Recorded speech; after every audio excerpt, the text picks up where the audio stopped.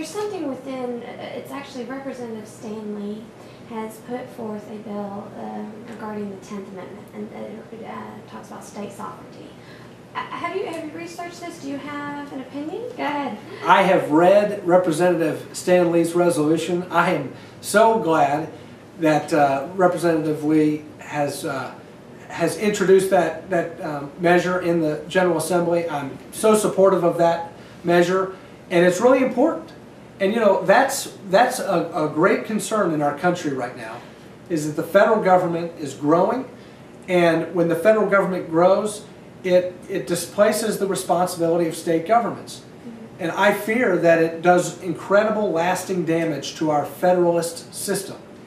You know, the Founding Fathers, when they established and when the people ratified the Constitution, the Bill of Rights, the 10th Amendment, was included in the Bill of Rights for a reason.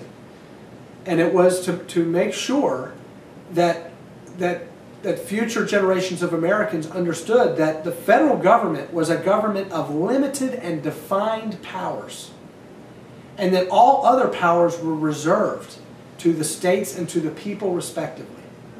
And so if the federal government doesn't have the power to do something, and if the federal power doesn't enact any legislation, then it's the responsibility of the states and the people, and it's the right of the states and the people. And so I think we need to reinvigorate federalism in our country.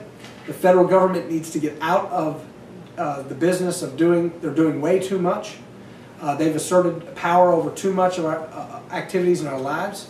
And so we ought to push the responsibility back to state and local governments, back to governments that are closer to the people and more accountable to the people, not a distant, remote bureaucracy in Washington, D.C.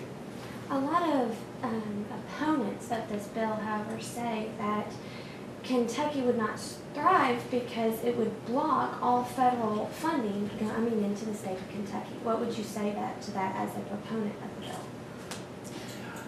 Well, you know, that's really the problem, is that we've moved to a system where states have become dependent on a redistributionist system set up by the federal government. If you and I weren't taxed so much by the federal government, we'd have more money.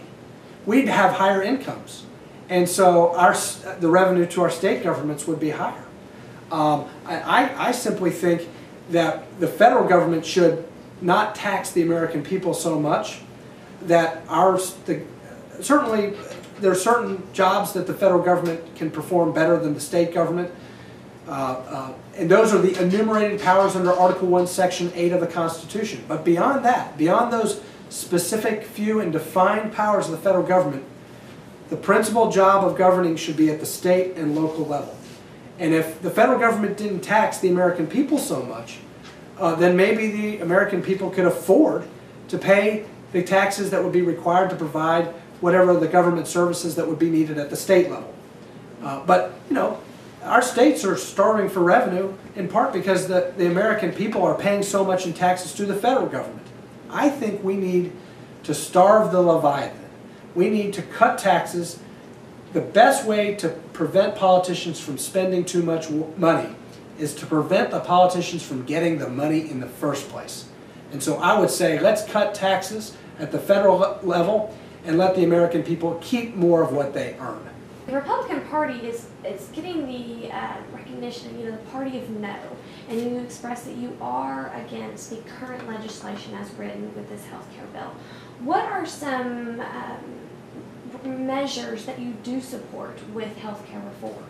Good question, Micah, and it is true that we need health care reform. I believe that there is a dysfunctional marketplace in health care. The reason why we have problems is not because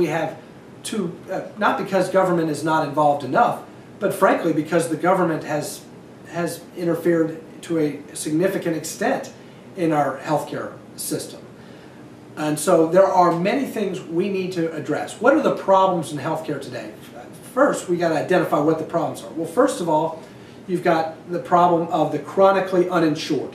You've got about 10 to 14 million Americans because of pre-existing conditions. They're middle class. They're not the poor indigent, because the poor and the indigent typically have Medicaid coverage. a very generous government program that covers those people. But it's the lower middle class who are not eligible for Medicaid, but maybe have chronic health problems, pre-existing conditions, maybe they've lost their job. Those are the folks who we really need to help because they can't afford health care coverage, but they're also not eligible for Medicaid. So that's a major problem. Another major problem is that the cost of health care, the skyrocketing cost of health care.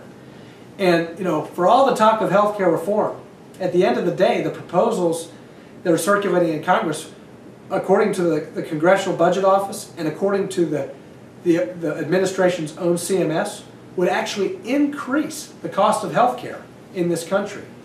So the irony is that the need for health care reform is based on increasing costs in health care, but the proposals moving through Congress would actually increase costs. So first, the chronically uninsured. Second, the fact that healthcare costs are increasing at an alarming rate. And third, we have a $37 trillion unfunded liability in Medicare, which is, of course, the government program that subsidizes health care for our elderly. And so those are major problems in health care that necessitate reform. So what would I do as a member of Congress to try to fix some of these problems? Well, first of all, let's tackle the chronically uninsured and the issue of the skyrocketing cost of health care. Medical liability reform. The Congressional Budget Office estimates that if we had meaningful, sensible medical liability reform, we could save $54 billion in healthcare costs over the next 10 years. In addition, I think we ought to certainly try to enhance competition in the marketplace for healthcare. We don't have adequate competition among health insurance companies. Some have called for interstate competition among health insurers. I think we can do that. I think we can do that without federal preemption. Some conservatives say, well, we shouldn't do that because it would increase the federal bureaucracy, the federal regulatory bureaucracy over all health insurance companies. Well, all we have to do is have Congress authorize interstate compacts. So you'd have regions or zones of interstate competition, which would allow for more interstate competition among health insurance companies, encourage increased competition, which would in turn lower the cost of health care, and would do so without massive federal preemption of state law. Then I think we ought to look at equalizing the tax treatment between employer-provided health insurance and individual health insurance. Currently, individuals can't deduct the cost of health insurance. I think that should change. I think individuals should be able to deduct the cost of health insurance. Certainly, for those individuals who are chronically uninsured, it would make health insurance more affordable. What do you do about pre-existing conditions? I say let's give a tax incentive to insurance companies every time they cover individuals with pre-existing conditions. Certainly, covering people with pre-existing conditions would change the actuarial analysis for an insurance company. So help out the insurance company in a way by providing some tax incentives to allow them to bring on some higher risk individuals. Again, making it more affordable for those individuals with pre-existing conditions to purchase health insurance. Another idea, association health plans allow individuals who are self-employed and small business employers who can't afford the high cost of health insurance to band together with other small employers, maybe all the dry cleaners that I was talking about, those folks who maybe can't afford to provide health insurance for their workers. Let all the dry cleaners band together and realize the purchasing power of a large employer. Recognize that economies of scale, that purchasing power, and go out into the open marketplace and purchase health insurance, not just for the few workers at that one small business, but for all of the dry cleaner employees in that particular area. That's a way to reduce the cost and allow small employers to provide health insurance coverage for their workers. Those are just some of the ideas, but notice that all of those ideas don't involve growing the government, and that's the key. We can enact sensible, free market-oriented health care reform that actually tackles the cost of increasing, cost of health care without growing the government, and that's the key.